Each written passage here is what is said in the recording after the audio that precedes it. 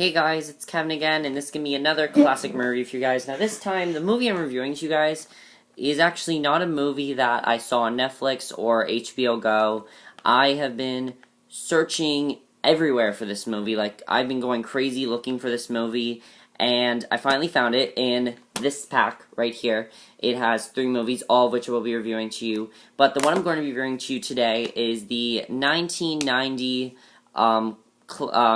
crime drama classic Goodfellas. Yes, I've been searching for this movie everywhere. I've really wanted to review it for you guys. I wanted to review it for you guys last year, but I didn't get a chance to. And I'm finally reviewing. I finally saw it.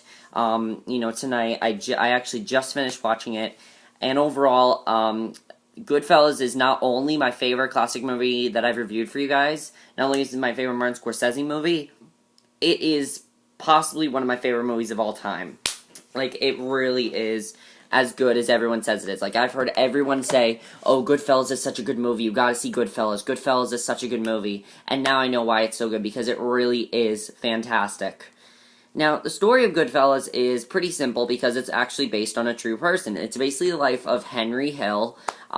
It literally starts when he was a teenager and he started going into, he wanted to be a gangster. He always wanted to be a gangster, as he says in the beginning of the movie. He always wanted to be one. And basically from there, he started hanging out with these 2 guys, Jimmy Conway and Tommy DeVito, and he became part of, like, this gangster. They were 3 gangsters, basically, and the 3 of them were in this drug business together.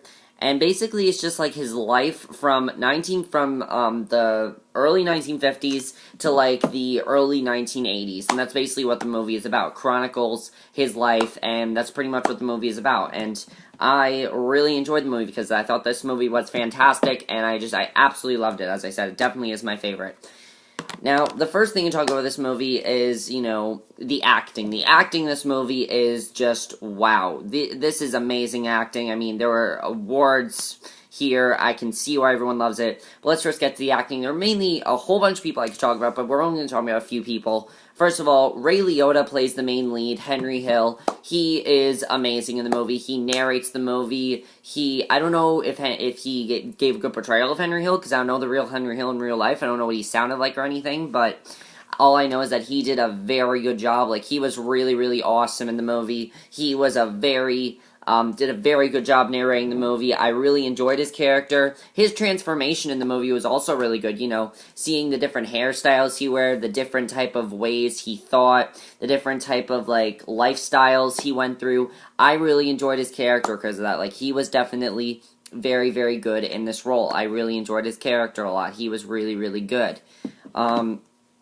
Robert De Niro as Jimmy Conway was also very good. I really liked him as well. I thought he did a really good job. I don't know if this is my favorite Robert De Niro performance. It's probably my second favorite. My favorite is still Raging Bull. But I still thought he did a very good job in this movie. Like, really, really awesome job from him. I liked the friendship between him and Ray Liotta. I really enjoyed that a lot, and I liked his character a lot. The best person, actually, though, is Joe Pesci. Joe Pesci's character, he plays Tommy DeVito. Not the Tommy DeVito. He has nothing to do with Jersey Boys. I was actually wondering if it was the same person, because I know that someone in Jersey Boys with the 4 Seasons was involved in Gangster, so I was wondering if Tommy DeVito was the same person, but it wasn't. I was just wondering. But he was fantastic in the movie. He actually won an Oscar for his role in the movie, and he definitely did deserve it, because his most famous scene is actually improv. There's a scene in the very beginning of the movie where he's basically just cracking all these jokes to people, and all of a sudden, he asks Henry Hill's character, and he basically says to him, why am I so funny? You think I'm so funny to you? Why am I so funny? And, it just works with his character so well. I love this character. Was at times very funny, but also very serious, and I really like that about his character. He did a very, very good job in the movie, and wow, was he good. He was really, really awesome. I feel bad for his character. We'll talk about it why in the spoilers, but he was definitely very, very good, and I loved his role in the movie. He was really good.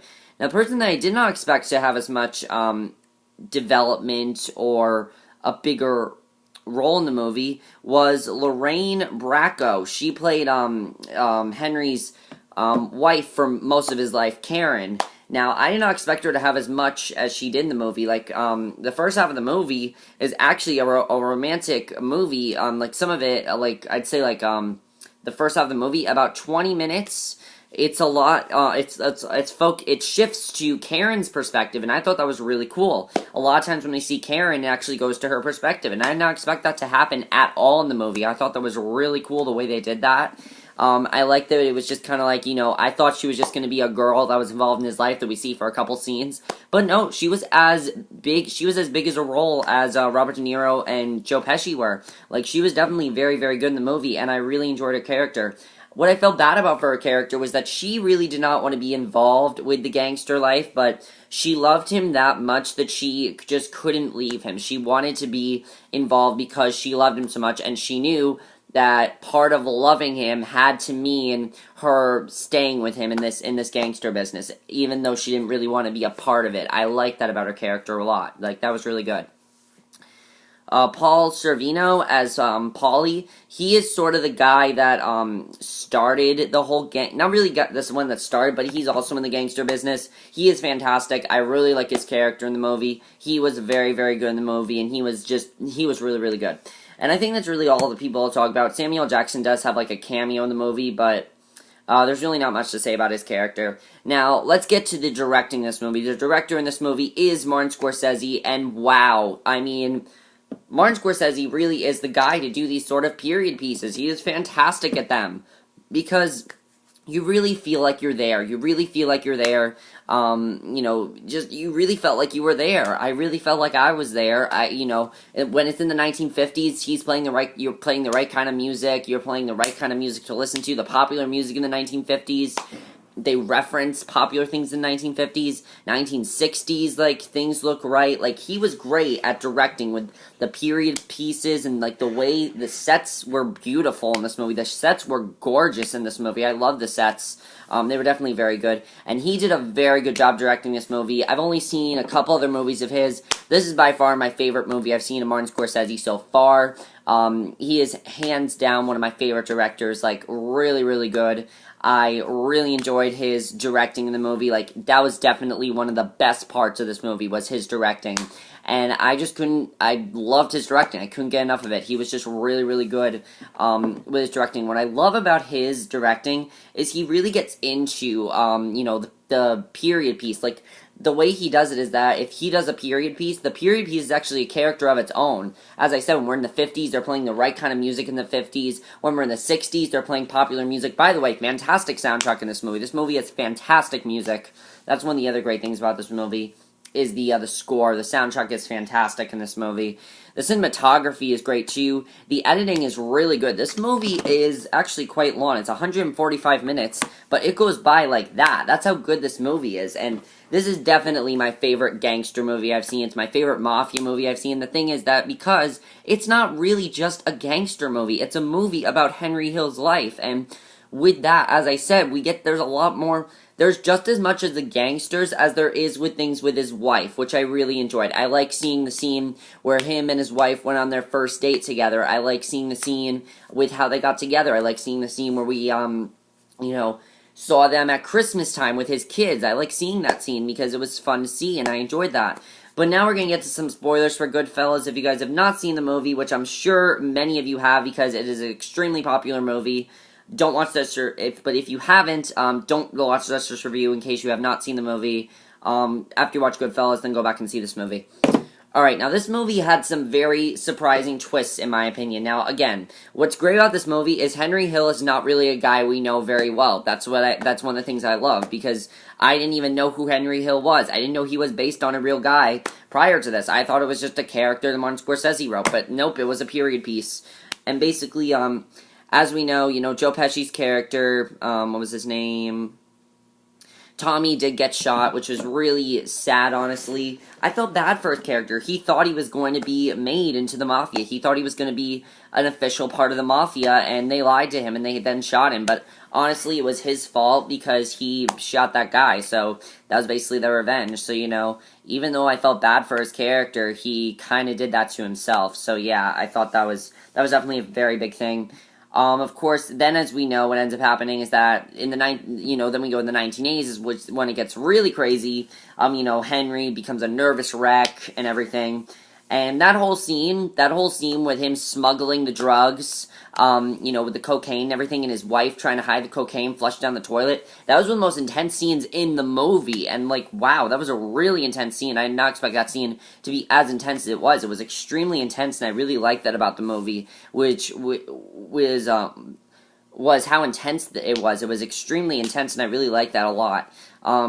Of course, as we also know, he was warned by Paulie earlier to, end the whole drug business, leave the mafia, you have to do it. And of course, Paulie told him that he's not going to support him anymore and gave him that money. And then he ended up having to go to, Henry had to go to that witness protection program. And he was forced to leave the gangster business and then have to leave, as he called it, a schnook, which was basically